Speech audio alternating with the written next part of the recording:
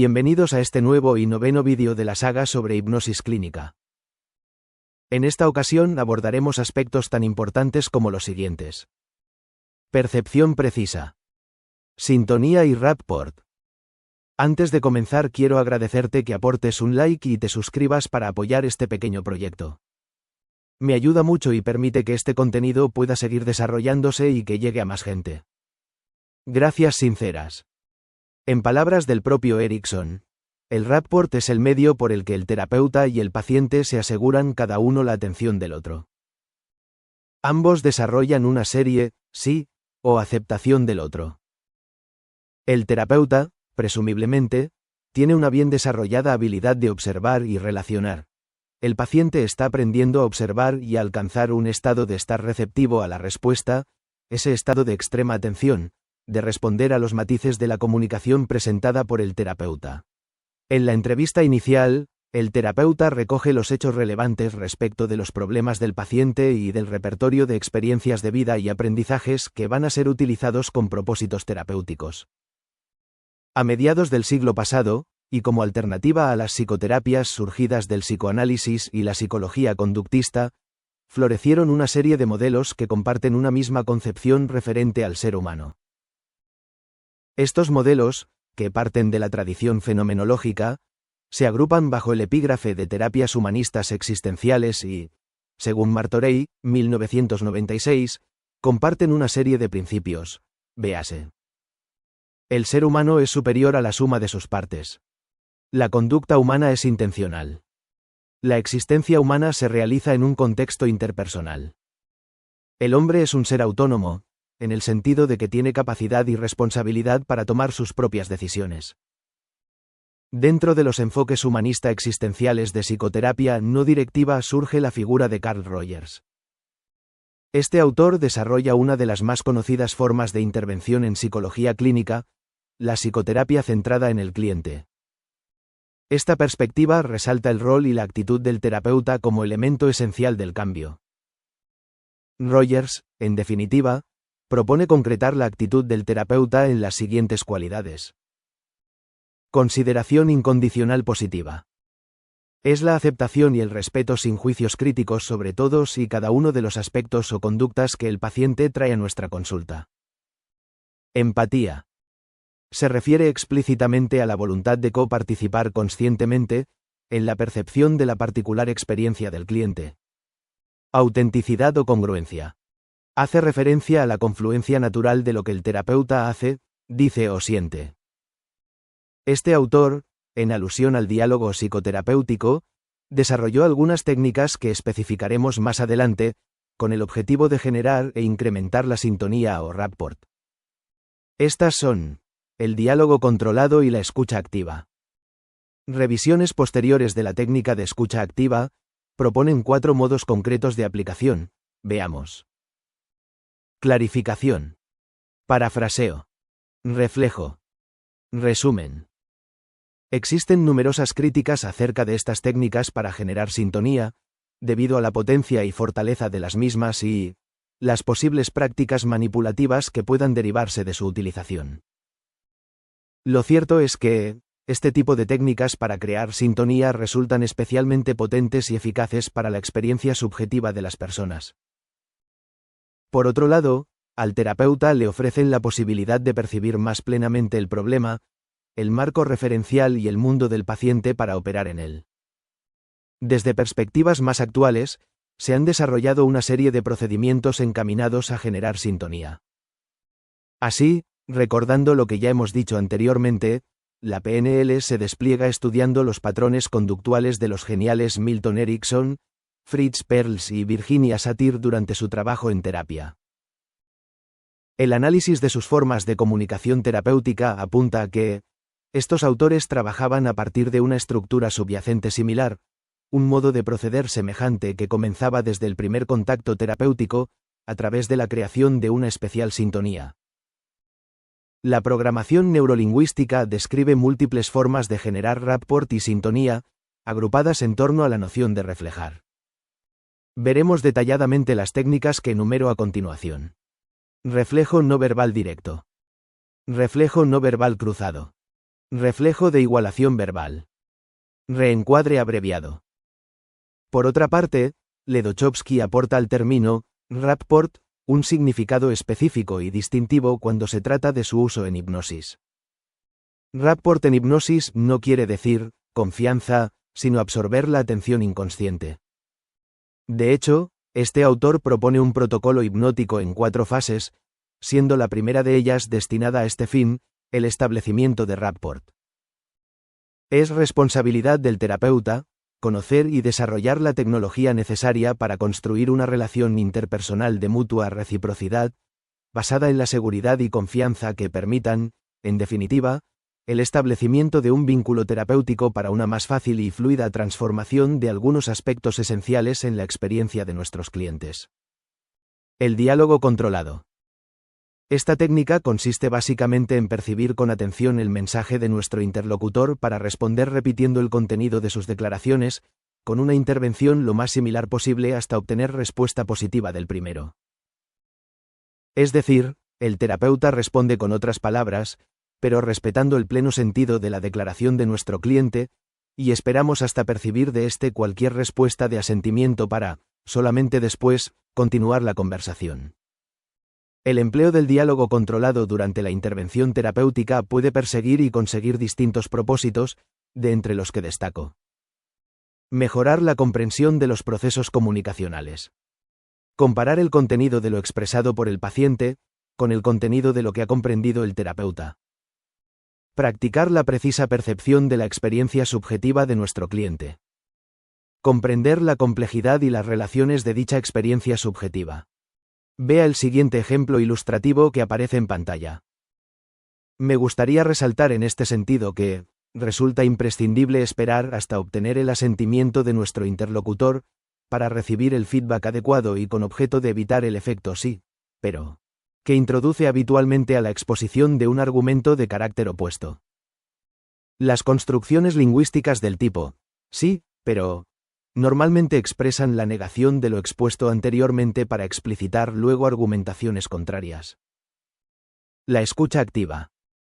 Escuchar de forma activa, conscientemente permite comprender más plenamente la comunicación de nuestro interlocutor y resulta un elemento imprescindible para responder de manera adecuada durante la comunicación. La escucha activa es una técnica más potente que la anterior y consiste en percibir con precisión los distintos niveles en el mensaje de nuestro cliente, captando los contenidos más profundos que expresan necesidades, emociones o valoraciones personales, para después responder reflejando dichos estados. En definitiva, se trata de captar los sentimientos que, a cualquier nivel, comunica el cliente y después reflejarlos verbalmente. Clarificación. Hace referencia a un tipo de preguntas que permiten esclarecer o clarificar el mensaje del cliente.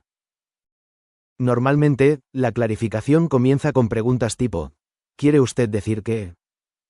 ¿Está usted diciendo qué? O, si le he entendido bien. Parafraseo. Se trata de una respuesta del terapeuta que explícitamente incluye parte del mensaje previo de su cliente. Ofrece feedback al paciente sobre sus verbalizaciones potenciando la sintonía. Reflejo. Se trata de una forma de escucha activa y consiste en reflejar los sentimientos del entrevistado. Puede introducirse fácilmente con una formulación lingüística como esta.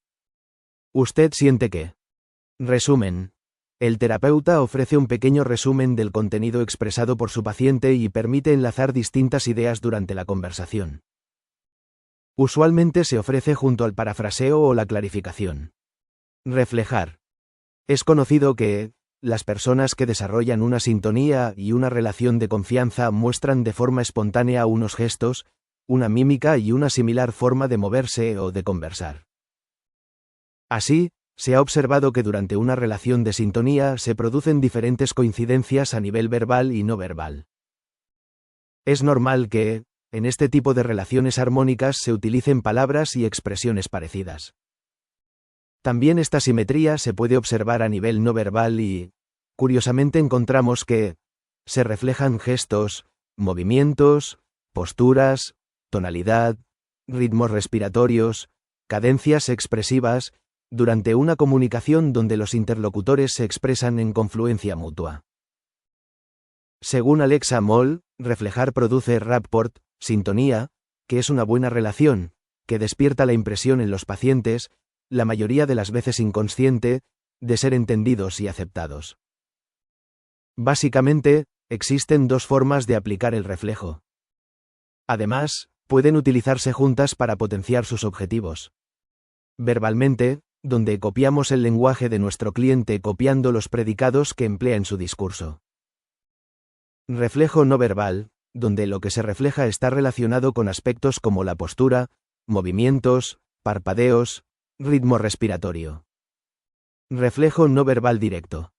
Esta técnica consiste en adoptar directamente la misma postura, gestos, ritmo respiratorio que su interlocutor. Se trata de una muy potente técnica si se aplica sutilmente. Como ya dijimos, se trata de un proceso, reflejar, que se produce de forma inconsciente y natural durante las conversaciones donde existe gran sintonía e interconexión entre los interlocutores. He de advertir en este caso que, copiar exactamente todos y cada uno de los elementos de nuestro interlocutor, podría hacerle consciente de tal situación dando al traste con nuestros objetivos y consiguiendo el efecto contrario, sobre todo, si nuestro interlocutor interpreta que nos estamos burlando. Por ello es importante tener presente que el reflejo no verbal, más que una copia exacta del comportamiento, se trata de establecer una actitud similar y una imperceptible adaptación al lenguaje corporal de nuestro cliente. Resulta muy interesante y potente, en este sentido, reflejar muy ligeramente aquellos aspectos más sutiles y desapercibidos de la conducta de nuestro cliente, por ejemplo, el ritmo respiratorio y el parpadeo o el ritmo respiratorio y la velocidad expresiva. Reflejo no verbal cruzado.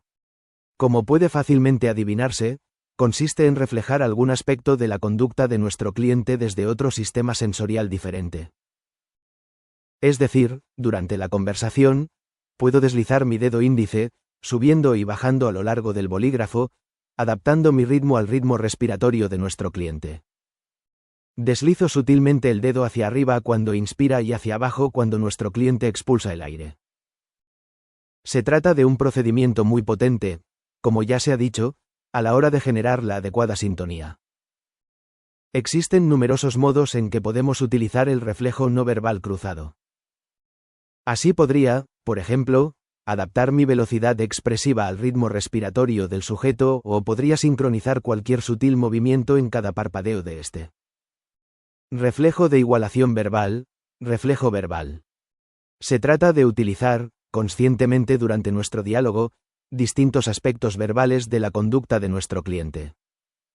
Se trataría, en definitiva, de adaptar nuestra forma de comunicarnos reconociendo y utilizando las mismas o similares expresiones y predicados que utiliza nuestro cliente. Obsérvese que, además de reflejar las distintas palabras o sistemas representacionales implicados, resulta muy interesante adoptar también la estructura subyacente de la misma. Veamos cómo, en el siguiente ejemplo que aparece en pantalla, la pregunta del terapeuta 1 se adapta más plenamente a la estructura de su cliente que la del terapeuta 2, que no respeta completamente la expresión y, por consiguiente, es de esperar que obtenga menores efectos. Reflejar y dirigir. Se trata de un potente método de modificación de conducta que se basa en las técnicas de reflejo. Si sabemos que, de forma natural e inconsciente, cuando existe sintonía en una conversación se producen acompasamientos conductuales entre los interlocutores, podemos iniciar transformaciones en algunos aspectos de nuestro comportamiento una vez generada la suficiente sintonía. Si se cuenta con esta sintonía, previsiblemente nuestro cliente nos seguirá. Ante un paciente activado en exceso, podría optar por reflejar algunos aspectos de su postura y tensión muscular para, sutilmente ir cambiando mi postura y tensión, al ir relajando poco a poco una vez conseguida la suficiente sintonía. Si deseo introducir, por ejemplo, un estado de agradable trance en un cliente, puedo utilizar el reflejo no verbal cruzado de forma que adopte el ritmo respiratorio de mi cliente a través de sutiles movimientos de mi dedo índice a lo largo del bolígrafo, para después ir enlenteciendo suavemente el movimiento en espera de que, inevitablemente si se ha generado la suficiente sintonía, su respiración se ralentice y suaviche. Bandler y Grinder, en su obra De sapos a príncipes, exponen que el método de reflejar y dirigir constituye la pauta básica de casi todo lo que hacen los psicólogos en sus terapias. Afirman que, bien ejecutado, el procedimiento funciona con cualquier persona. Reencuadre verbal. Presento aquí esta técnica por su potencia a la hora de generar la necesaria sintonía dentro de un marco psicoterapéutico. Se trata de una técnica sencilla que va más allá del reflejar y dirigir, que acabamos de ver, ya que por medio de un audaz comentario del terapeuta reinterpreta de forma positiva el problema, de forma que el interlocutor recibe inconscientemente un mensaje de aceptación sin juicios críticos. El reencuadre normaliza el problema y acepta incondicionalmente y sin juicios al interlocutor. El uso del reencuadre genera en el cliente una base de seguridad sobre la que puede permitirse reconsiderar el problema o la conducta problemática desde otra perspectiva más respetuosa y rica.